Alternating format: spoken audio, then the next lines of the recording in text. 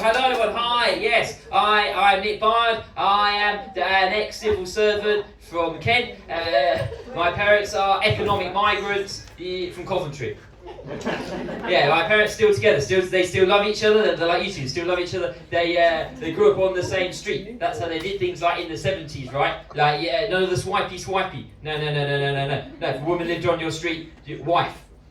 And I'm single, I identify as bisexual for job interview purposes. And cock. So it starts right wing, then gets gay. Happy ending. And I live in Oxford. I moved to Oxford from Reading, which has been humbling. It's been humbling. Like, Reading is a working class town. In Reading, I am classy because I have several jumpers. Where in Oxford, I am scum. I'm scum in Oxford. The bar for classy is higher. Everyone has jumpers, and some of these fuckers own land. But there are some advantages. To Oxford. In Reading, I was robbed. Well, I say I was robbed. Two people, they tried to rob me, and they failed. And I didn't fight them off. It was just like their first day. So I was walking down the street back from the club, and two guys, they came up to me. They're like, "What have you got? What have you got?" And I was drunk, so I just kept walking. And they didn't have... Yeah, it's good. So they didn't have the resources to deal with that situation. So that's my advice to you, Covent Garden Comedy Club. If someone tries to rob you, don't stop and be robbed. No. Just keep walking. The other thing I said, fuck off, mate. Yeah, I said fuck off because that's what I wanted them to do. And then I added mate to soften it. Because even when I am being robbed, I am still a people pleaser. So I'm single, Covent Garden. I've started, don't patronise me, I'm single, I started online dating. Online dating is like the Soviet Union. Because, the people are cold and overnight they disappear. It's history about Eastern Europe. Cool. I like rain. I know Mother Nature isn't a real woman, but sometimes it's just nice to be touched. Relatable. Relatable comedy. I'm a submissive little bitch, man. I love toxic women. My type is neurotic writer with a boyfriend. I asked Tinge if I could filter for that, just redirected me to BetterHelp.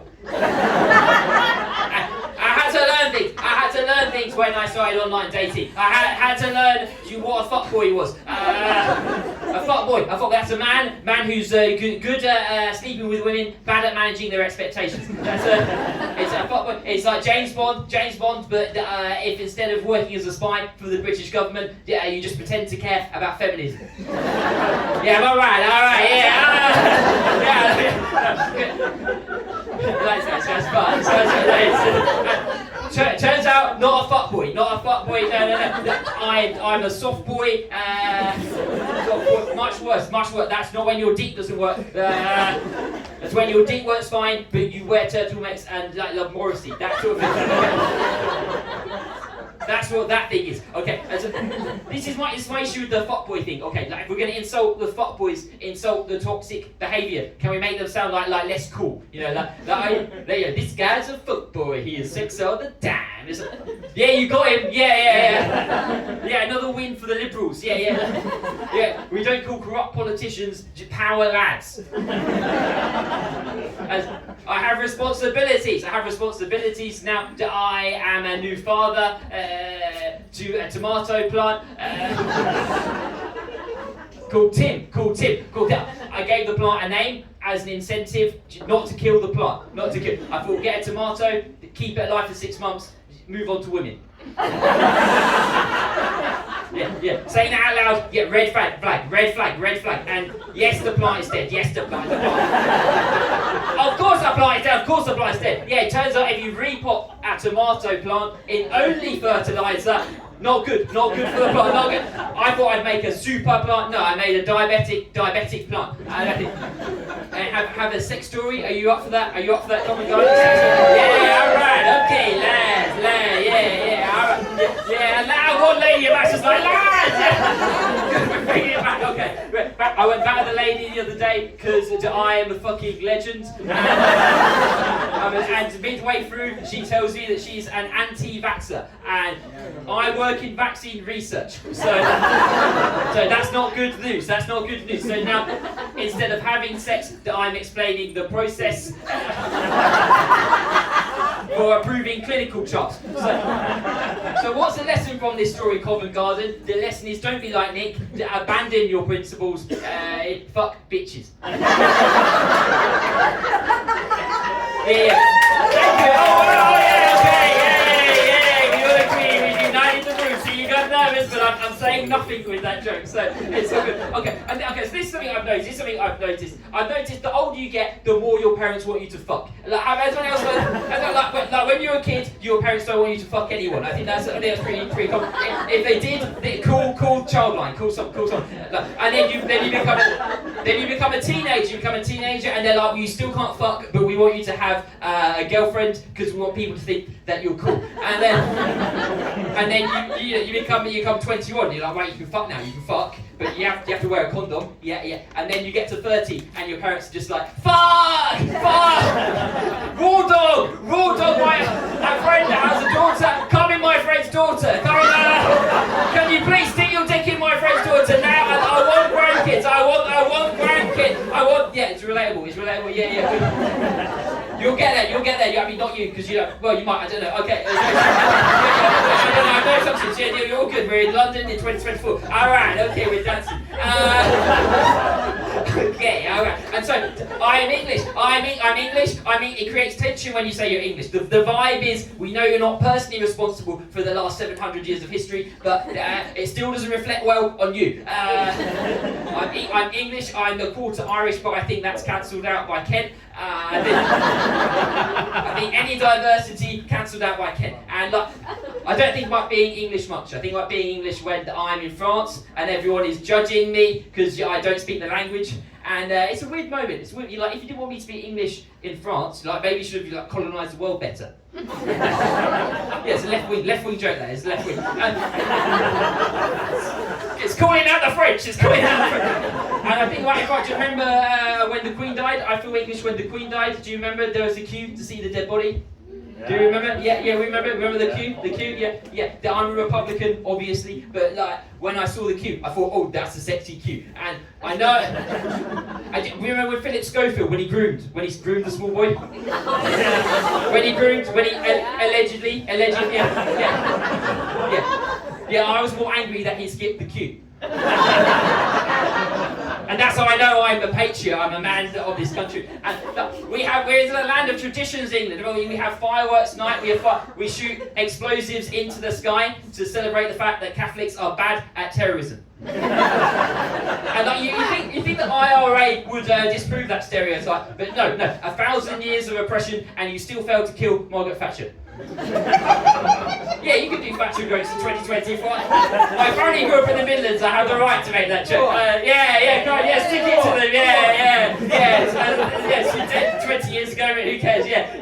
So look, I'm left wing, but my algorithm keeps telling me to retake Constantinople from the Turks for the glory of Rome. I'm left wing, but people keep telling me I have a right wing face. Yeah, they're like, Nick, you look like a man who loves financial deregulation. Yeah, I don't know. Maybe it's the moustache. I grew this moustache during lockdown. I needed something to stroke that didn't ejaculate. Yeah, it's relatable. It's more relatable comedy. More. And I have a degree. My degree is in history and politics, which basically means I spent £9,000 to have an opinion on the industrialisation of Manchester. That opinion is that, in retrospect, industrialisation was good for Manchester. £9,000. And I used to work in security. I worked in security at the Olympics. Sorry, shut up. Don't be so incomprehensible. Don't say anything. Yeah, good. Security at the Olympics, screening vehicles for bombs. A dog would go underneath, and then I was there to check the dog's work. I was the dog's assistant. It was pretty humiliating, and as part of that job, I was trained as a bouncer. I went to bouncer school, where they taught me to do that.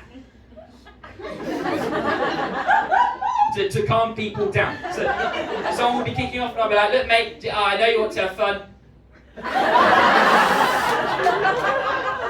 Oh boy, do I have fun. But sometimes you can have too much fun! And I used to work for McDonald's, where I served people who thought the right to abuse another human being was included in the price of their happiness. I ended up working for the civil service, because the customer isn't always right when you're the state. And I started job hunting. I think the hardest thing about job hunting is finding alternative words for excited. Because no one wants you to be aroused by this opportunity to work at Tesco's. I started listening to Rage Against the Machine on my way to work, where I live the B-side to Fuck You, Won't Do You Tell Me, Fuck Me, What Time Do You Like That Spreadsheet stuff. And when your colleague comes to work with a limp, you feel sorry for them until you realise they got the limp skiing. And then you're like, oh, I didn't realise you were part of the ruling class, Steve. But no, pro skiing, I think rich people falling off the side of a mountain is the closest thing we have to a wealth tax in this country. Yeah, alright. Are you with me, Covent Garden? Alright, and I'm trying to make friends. But I'm not a sports guy. If someone tells me they're into football, my first reaction is to hand over my lunch money. And so I'm doing the therapy thing. Is anyone surprised by that? No, they never. I do this. No one's ever surprised by it. It always goes the same way, right? You talk to a lady once a week. After 3 months, you cry. You look at your bank balance and then go, good enough. And I resent cheerleaders, cheer men in their early 20s that play American football in a first world country. I cannot imagine a group of people less in need of being cheered up.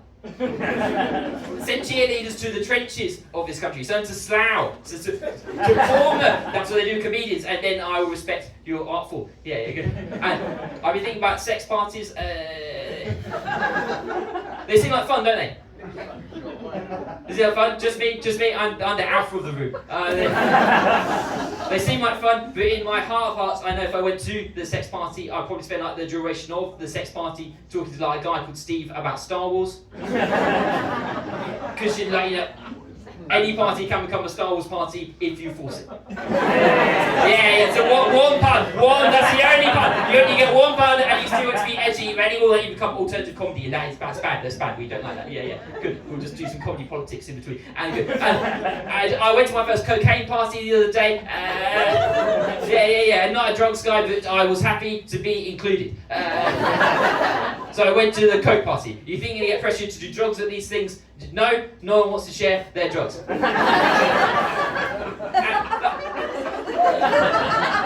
They always relate to that one in London. Not so much out of London. And I think, this is something I've noticed about this year, 2024. I've noticed it's socially acceptable now for random people to just diagnose you with autism. I was at a gig the other day, and a man on stage, he says he was autistic, and a random guy, he goes up to me, he goes, "Hey, he's stealing your brand." Stealing my brand? You don't know I'm autistic, but it might just be a bit strange. And I refuse to get access. I refuse. I'm going to go back in time, retake my GCSEs, get 20 minutes longer in my English exam. No, already got a B. I'm a success. And okay, can I breathe now? Okay, good.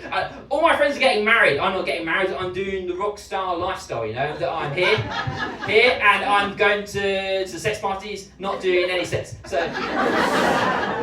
basically Bill Hicks. And my friends are like, Nick, why don't you do the polyamory thing? Do we know what polyamory is here? Yeah, all right, okay, yeah. Okay. For the other 2/3 of the room, is where you have multiple partners, but they all know about each other, so it's ethical. So it's like we're all part of like the fuck blob of consent, and it seems amazing until you meet the polyamorous person, and then you're like, ooh, there's a lot of trauma here.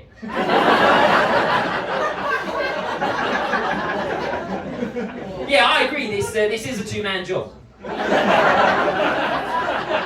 All right, you've been absolute delight. That's my time. Goodbye.